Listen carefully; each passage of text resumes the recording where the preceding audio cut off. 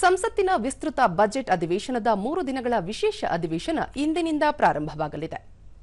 ಈ ತಿಂಗಳ 18ರವರೆಗೆ ನಡೆಯಲಿರುವ ಅಧಿವೇಶನದಲ್ಲಿ ಪ್ರಾಥಮಿಕವಾಗಿ ನಾರಿ ಶಕ್ತಿ ವಂದನ್ ಅಧಿನಿಯಮಕ್ಕೆ ಸಾಂವಿಧಾನಿಕ ತಿದ್ದುಪಡಿಗಳ ಮೇಲೆ ಕೇಂದ್ರೀಕರಿಸಲಾಗುತ್ತದೆ.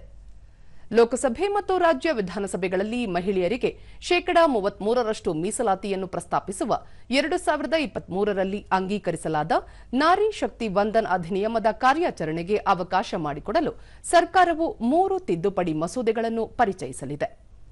ಸಂವಿಧಾನ 131ನೇ ತಿದ್ದುಪಡಿ ಮಸೂದೆ 2026, ಕೇಂದ್ರಾಡಳಿತ ಪ್ರದೇಶಗಳ ಕಾನೂನುಗಳು ತಿದ್ದುಪಡಿ ಮಸೂದೆ 2026 ಮತ್ತು ವಿಂಗಡಣೆ ಮಸೂದೆ 2026 ಸರ್ಕಾರ ಪರಿಚಯಿಸುತ್ತಿರುವ ತಿದ್ದುಪಡಿ ಮಸೂದೆಗಳಾಗಿವೆ.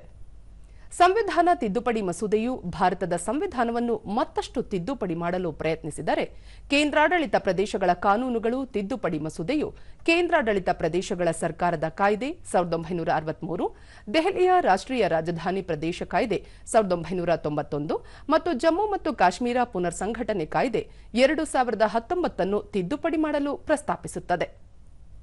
ಪುನರ್ ವಿಂಗಡಣೆ ಮಸೂದೆಯು ರಾಜ್ಯಗಳು ಮತ್ತು ಕೇಂದ್ರಾಡಳಿತ ಪ್ರದೇಶಗಳಿಗೆ ಲೋಕಸಭೆಯಲ್ಲಿ ಸ್ಥಾನಗಳ ಹಂಚಿಕೆಯನ್ನು ಮರು ಹೊಂದಾಣಿಕೆ ಮಾಡುತ್ತದೆ.